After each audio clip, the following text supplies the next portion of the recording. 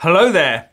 According to a leading European economic expert, the UK has the upper hand in the talks and Germany wants a cost-neutral Brexit.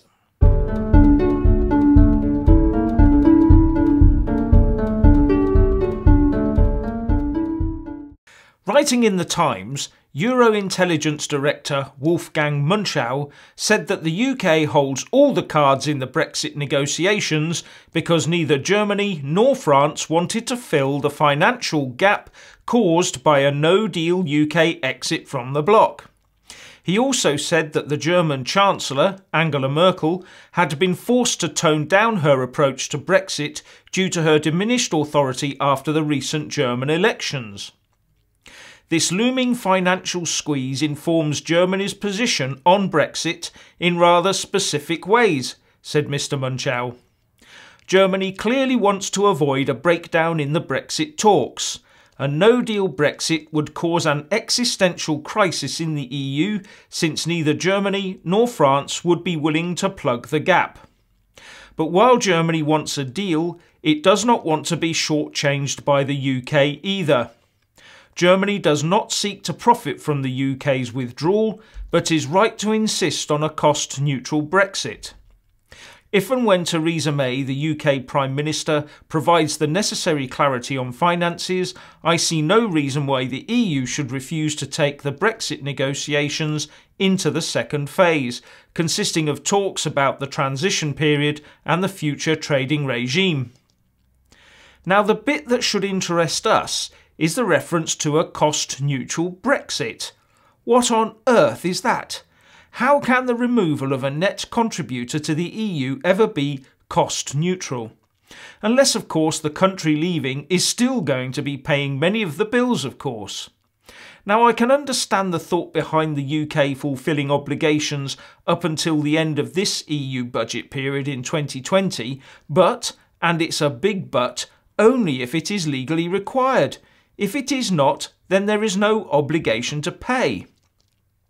And as for the next budget after 2020, what has that got to do with the UK? Nothing is the answer. So how on earth can Brexit be cost neutral to the EU?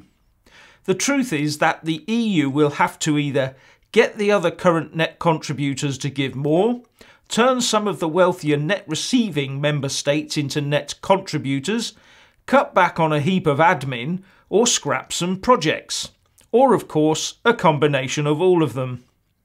On getting some countries to give rather than receive, the Chief of Staff to the Commission Vice President for Jobs, Growth, Investment and Competitiveness said that some member states look to see what they can milk from the EU rather than saying, what can we achieve with the help of the EU? But to think that the UK will somehow still be there to fund the future of the EU while others look to use it as a cash cow is laughable. We have our own future to invest in.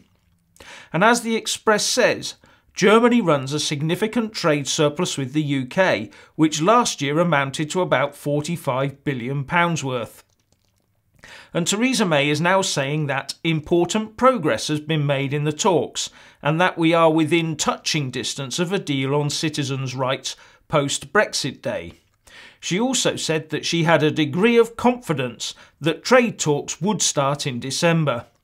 But in the background, Gina Miller is demanding that secret Brexit reports analysing 50 sectors of the economy be published to MPs, says The Independent. Remainers believe that these reports contain advice that a no-deal Brexit would be disastrous for the UK and also show legal advice on how the Brexit process could be stopped, with the UK able to stay in the EU even after triggering Article 50. Ministers have so far refused to publish them for fear it would undermine the government's negotiating position. But Gina Miller, of course, says that this is untrue. I have to say I've always been of the opinion that the government should publish all the reports that they have done, she said. Their view is that gives away their negotiating position, but it's not true. The reports are not going to say what it is you're going to negotiate. What it says is these are the consequences. But what people fail to realise is that economic documents like these are opinions, probably put together by the very same people who have advised governments and businesses, etc., right through the UK not suffering for not joining the euro, not seeing the financial crash coming, telling everyone that the world would stop the day after a vote to leave the EU, etc., etc., etc. And any legal advice would be just that, advice, which only becomes cast iron fact when argued through the courts and a judgment made.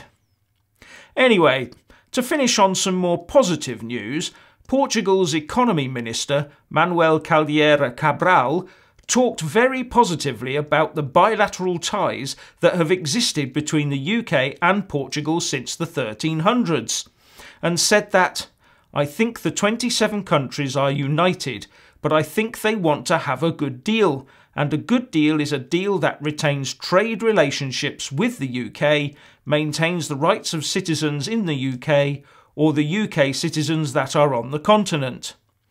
I think we have to be very responsible and move forward and start negotiations instead of talks or big declarations."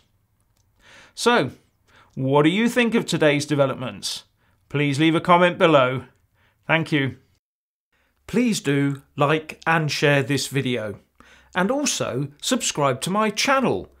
And when subscribing, please do remember to press on the little bell next to the subscribe button. That way you'll get an alert every single time I put up a new video. Thank you very much for watching.